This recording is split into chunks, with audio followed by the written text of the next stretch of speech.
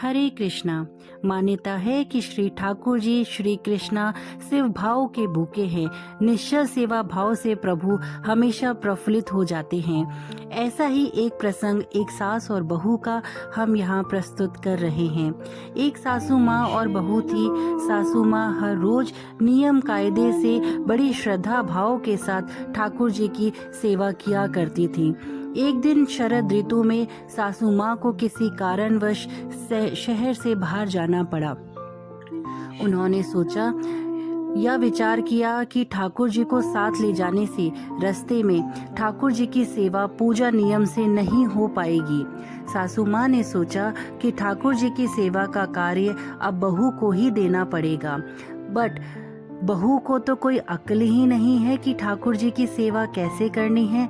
इसलिए सासू माँ ने अपनी बहू को बुलाया और उसको समझाया कि कैसे ठाकुर जी को लाड करना है, कैसे इन्हें 3 बार घंटी बजाकर सुबह जगाना है, फिर ठाकुर जी को श्रृंगार करना है, मंगल भोग कराना है, स्नान कराना है, ठाकुर जी को कपड़े पहनाने हैं और फिर ठाकुर जी का श्रृंगार करना है और ठाकुर जी को दर्पण दिखाना। दर्पण में ठाकुर जी का हंसता हुआ मुख देखना।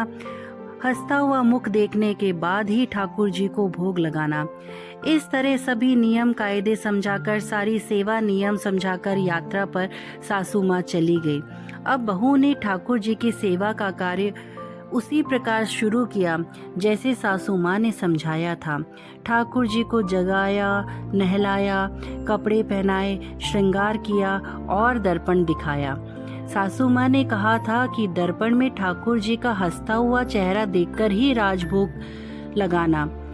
दर्पण में ठाकुर जी का हंसता हुआ मुख ना देखकर बहू को बड़ा आश्चर्य हुआ। बहू ने विचार किया, शायद मुझसे सेवा में कोई कमी रह गई है या कोई गलती हो गई है, तभी दर्पण में ठाकुर जी का हंसता हुआ मुख नहीं दिख रहा। बहू ने फिर से ठाकुर जी को नहलाया, श्रृंगार किया, दर्पण दिखाया, लेकिन ठाकुर जी का हंसता हुआ मुख नहीं दिखा। बहू ने फिर विचार किया कि शायद फिर से कुछ गलती हो गई है। बहू ने फिर से ठाकुर जी को नहलाया, श्रृंगार किया, दर्पण दिखाया। जब ठाकुर जी का हंसता हुआ मुख नहीं दिखा, बहू ने फिर से ठाकुर जी को नहलाया। ऐसा करते करते बहू ने ठाकुर जी को 12 बार स्नान करा दिया। हर बार दर्पण दिखाया, मगर ठाकुर जी का हंसता हुआ मुख नहीं दिखा।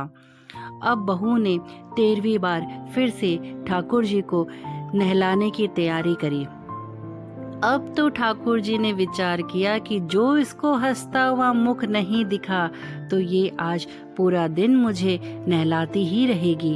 अब बहू ने ठाकुर जी को नहलाया, कपड़े पहनाए, श्रृंगार किया और दर्पण दिखाया।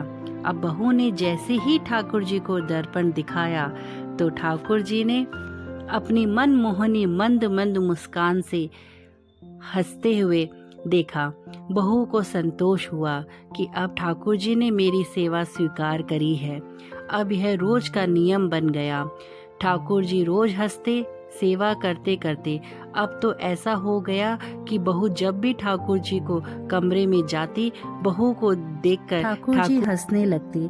कुछ समय बाद सासू माँ वापस आ गई। सासू माँ ने ठाकुर जी से कहा कि प्रभु क्षमा करना अगर बहू से आपकी सेवा में कोई कमी रह गई हो तो।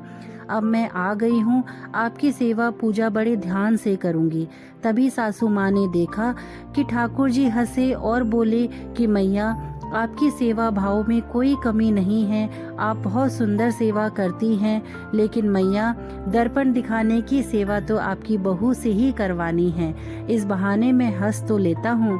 निश्चल सेवा भाव से प्रभु प्रफुल्लित होते हैं और ऐसे ही हैं हमारे श्री ठाकुर जी, श्री लड्डू गोपाल जी, बाके बिहारी जी, जो छोटी से छोटी सेवा से भी तुरंत प्रसन्न होकर फल देते हैं, जीवन के कष्टों को उतारते हैं और जीवन को खुशहाल बनाते हैं। बोलो बाके बिहारी लाल की जय। जय श्री कृष्णा।